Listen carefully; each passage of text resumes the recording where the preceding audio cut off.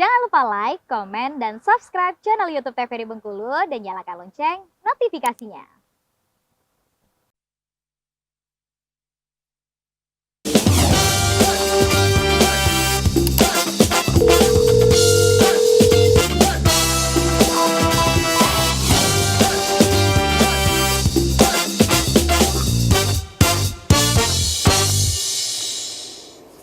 Ya, Assalamualaikum warahmatullahi wabarakatuh, pemirsa TVRI Bengkulu. Waktu dan kesehatan adalah dua aset berharga yang tidak dikenali dan dihargai sampai dengan keduanya hilang.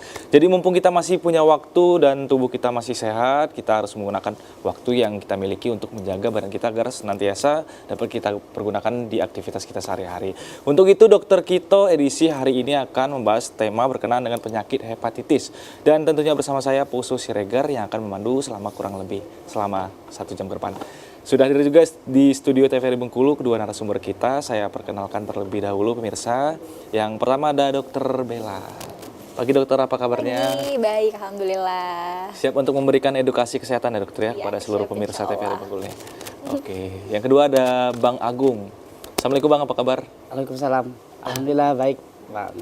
Siap untuk memberikan edukasi kesehatan ya Bang ya, pada seluruh masyarakat Bengkulu, khususnya pemirsa TVRI Bengkulu yang menyaksikan Dokter Kito pagi hari ini Bang. Sangat siap. Sangat siap ya Iya. Bang ya.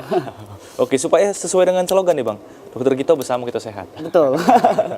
Oke, berkaitan dengan penyakit hepatitis, mungkin kan kalau secara bahasa, secara ilmiah, masyarakat kita sedikit sekali yang paham gitu kan, sedikit sekali yang paham, cuman banyak yang tahu-tahu sedikit nih kan, oh ini penyakit ini karena ini, karena ini. Nah sebenarnya seperti apa dokter hepatitis ini? Secara umum, secara garis besar, hepatitis ini penyakit yang seperti apa? Iya, jadi sebenarnya hepatitis ya. Hepa itu artinya sendiri adalah hati dan itis itu artinya adalah peradangan. Jadi pada hepatitis itu sendiri ada terjadi peradangan di hati itu. Tapi di hati ya, di hati kita yang sendiri namanya liver gitu. Ntar hatinya bukan disalahartikan. hati yang itu ya? Iya. Bukan hati yang Karena itu ntar ya? dibilangnya ada hati-hati yang lain. Kalau ini enggak, ini liver ya. Oke. Jadi nanti ada peradangan di situ disebabkan sama biasanya yang paling banyak itu adalah virus kayak gitu. Oke. Bisa juga dari alkohol. Ada peradangan di livernya atau di hatinya. Oke, jadi ada peradangan di hati karena hati juga atau liver tadi ya dokter ya, Iya. adalah komponen yang sangat penting untuk tubuh kita ya dokter Iya, ya? betul. Oke dokter, supaya lebih jelas dan lengkap nih dokter ya, kita coba langsung masuk ke slide, bisa ditampilkan. Karena memang bicara urusan hati ini sulit ya dok. Iya. Baik hati yang itu ataupun liver yang ada di dalam tubuh ini ya dokter. Oke, kita akan bahas untuk pemirsa TVRI yang ada di rumah.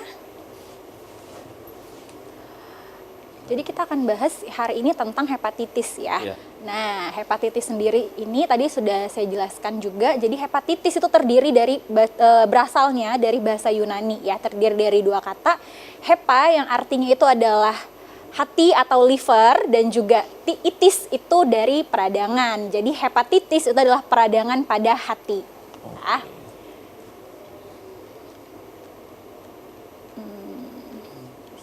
Oke, bisa di next. Oke, next. Jadi dia beragam dokter ya? Iya, beragam. Jadi nanti pun penyebab dari hepatitis ini sendiri, nah ini ya, adanya inflamasi atau peradangan pada hepar. Diklasifikasikan, jadi dia ini ada yang akut, jadi terjadi atau berlangsungnya itu si sakit heparnya ini itu masih kurang dari 6 bulan. Kalau misalnya dia terus berkembang dari akut itu sendiri, nanti dia jadinya adalah kronik ya. Kalau kronik itu sendiri penyakitnya udah lebih dari sama dengan 6 bulan. Kenapa dia bisa lebih dari sama dengan 6 bulan nih lama? Karena kadang-kadang hepatitis ini sendiri tuh sulit untuk terdeteksi dari gejalanya sendiri, terus dari kita nggak periksa gitu ya. Karena angka kejadiannya sendiri pun menurut prevalensi hepatitis ya dari 2013 sampai 2018 di Indonesia sendiri itu pasti meningkat gitu. Ya, datanya dari 2013 sampai 2018 itu datanya sendiri hepatitis itu meningkat. Terutama di provinsi kita ya, Bengkulu ya, yang tadinya itu cuman 0,1 di 2018 5 tahun ke depan itu dia udah meningkat sangat jauh gitu. Kenapa? Ya karena tadi faktor yang pertama deteksinya yang masih kurang. Terus juga pasien-pasien dengan hepatitis ini sendiri gejalanya pun kayak kita penyakit demam-demam biasa. Dan nanti lama-kelamaan dia baru muncul gejala itu setelah ada yang berubah dari tubuh gitu. Oke, ya. jadi respon tubuh itu ketika kita kena hepatitis di tahap-tahap awal tuh tidak ada Iya. reaksi yang terlalu Benar, nggak ada ciri khas tersendiri di awal-awal karena si virus hepatitis ini sendiri dia juga punya yang namanya masa inkubasi gitu ya. Oke, untuk hepatitis sendiri itu dia juga disebabkan oleh beberapa penyebab ya. Antara lain yang pertama adalah penggunaan obat. Nah, penggunaan obat ini sendiri biasanya pada pasien-pasien yang menggunakan obat rutin. Salah satunya adalah pasien dengan TBC ya, OAT dan juga golongan obatnya dari TB itu sendiri. Jadi lama-kelamaan obatnya itu sendiri juga bisa membuat hatinya itu jadi radang karena efek samping dari obat. Itu yang disebabkan karena penggunaan obat. Nah, selanjutnya ada juga yang disebabkan peradangan hati ini karena lemak dan juga alkohol dan juga kadar trigliserida yang tinggi di dalam tubuh ya. Trigliserida sendiri juga termasuk dalam lemak gitu. Nanti si hepatitisnya itu kalau dari lemak, dari alkohol, dari trigliserida yang tinggi itu bisa menyebabkan yang namanya fatty liver atau perlemakan di hati. Jadi sel-sel hatinya itu dia radang akibat terlalu banyak konsumsi dari lemak gitu. Jadi sel-sel di hatinya itu dia radang karena nempel lemak-lemak tadi di hatinya. Yang seharusnya gitu. tidak Iya, yang seharusnya di sana nggak ada lemak-lemak itu. Jadi nanti sel-sel di hati kerjanya berkurang, mengalami peradangan, itu juga bisa menyebabkan yang namanya hepatitis. Gitu. Oke, berarti itu pemirsa pesan penting tuh ya, jangan sampai menempatkan sesuatu tidak pada tempatnya gitu. Iya, benar. Karena bisa jadi masalah tuh dokter ya. Iya, jadi masalah. Jadi kerja hatinya nggak bagus. Jadi kalau misalnya hatinya udah ditempelin lemak-lemak, sel-sel di hatinya kerjanya nggak baik, jadilah hepatitis juga. Alkohol yang paling penting ya. Alkohol itu juga merupakan zat yang nggak baik ya. Bukan cuma untuk hati, tapi kerjanya hati itu sangat diganggu oleh si alkohol itu. Makanya alkohol sendiri yang awalnya dia hanya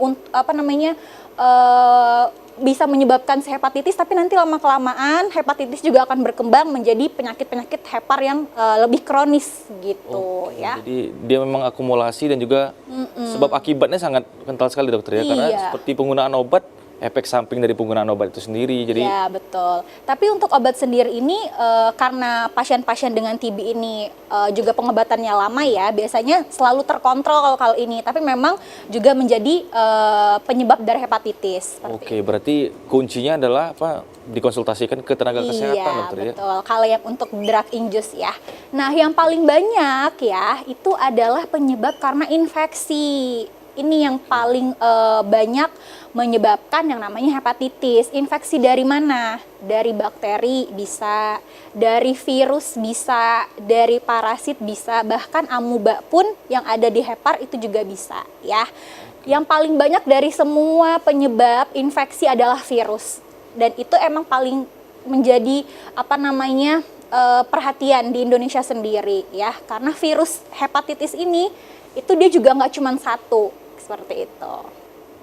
Nah, jadi ada hepatitis virus ya. Jadi ini adalah penyakit yang tadi infeksi dan penyebarannya itu adalah sistemik gitu. Sistemik artinya dia nggak cuma hati aja yang diserang, tapi dia bisa membuat keluhan-keluhan lain itu jadi demam, badannya jadi sakit semua gitu ya, gejala dan tandanya. Jadi mual muntah, nyeri pada otot, mata kita jadi ikterik, kencing kita jadi kayak warna teh, itu dari si infeksi di hepar. Jadi makanya dia bersifat sistemik, dia itu bisa mempengaruhi seluruh tanda dan gejala yang ada di tubuh gitu. Nah, yang paling penting juga pada saat pemeriksaan biasanya pasien-pasien yang sudah terinfeksi dari virus itu, kalau kita rabai ya dari ini, dia bakal heparnya membesar atau nanti di perut kanannya itu terasa sakit. Waktu kita periksa itu dia lebih membesar, jadi namanya hepatomegali. Oke, itu kalau sudah di situasi hatinya sedikit membesar, kalau dipegang sudah sampai dirasa, itu situasi sudah parah atau seperti apa dokter? Biasanya pada masa akut sendiri, pasien baru datang itu karena perut kanannya sakit. Oke, baru sadar gitu dokter ya? Iya, baru sadar biasanya. Kalau demam, lemas, mual, muntah itu kan hampir semua gejala itu pasien nggak notice ya. Paling ini cuman nggak enak badan aja. Tapi biasanya pasien-pasien yang datang itu, yang pertama kalau udah matanya kuning atau ikterik, terus yang kedua kencingnya kayak warna teh. Kenapa ya kok kencingnya pekat sekali, dan juga perut kanannya ini sakit karena letak hati itu sendiri atau liver itu sendiri itu bukan di sini ya, tapi di sini, di kanan ya, di perut kanan atas. Jadi dia bakal bilang ini sakit banget nih di sini gitu. Itu yang curiga adalah udah sampai hepatomegali bisa gitu. Oke, berarti itu situasi yang cukup sulit juga dokter Iya, ya, karena kalau udah kayak sadarnya ketika situasi sudah cukup buruk gitu ya, dokter. makanya terdeteksinya sendiri waktu udah akut, cuman pas waktu udah ada gejalanya itu seperti itu. Barulah kalau udah ada gejala-gejala yang kayak tadi kencing, terus hepatomegali, kita periksa nih dari fungsi hatinya itu sendiri ya. Nah, etiologinya si virus ini sendiri kalau di Indonesia yang paling banyak itu adalah A, B, dan juga C. Tapi di luar negeri itu bisa ada yang namanya virus hepatitis D dan juga virus hepatitis E. Tapi yang paling banyak perhatian di Indonesia itu sendiri adalah virus hepatitis A, B, dan juga C gitu. Nah, terus tadi kita ada klasifikasinya juga ya. Dari klasifikasinya menurut waktu kalau yang ini ya, akut dan juga kronik. Sebenarnya pada yang akut sendiri, walaupun dia berjalannya itu 6 bulan gitu ya, itu tuh sebenarnya bisa sembuh sendiri dan juga bisa sembuh sempurna pada pasien-pasien yang terinfeksinya itu hepatitis virus A. Gitu. Tapi nanti kalau misalnya pun enggak sembuh sempurna, dia masih bisa menjadi kronik. Oke, jadi Jadi akan berjalan gitu ya. Itu di hepatitis B dan C. Mungkin pada pasien-pasien yang datang itu dia masih enggak kenapa-napa, kencingnya masih biasanya normal nih kayak gini gitu ya, masih kurang notice, itu malah nggak diobatin dengan sempurna, nggak sembuh sempurna, terus juga daya tahan tubuhnya mungkin kurang baik, itu juga bisa menjadi hepatitis yang kronik. Oke, jadi artinya tergantung penanganan dan seberapa cepat menyadari bahwa si penderita itu menderita penyakit hepatitis. Oke dokter, semakin menarik pembahasan kita akan jeda terlebih dahulu. Akan dulu terlebih. Baik pemirsa, kita akan terus mengobrolkan di segmen berikutnya berkenaan dengan penyakit hepatitis. Jangan kemana-mana, tetap di Dokter Kito, bersama kita sehat.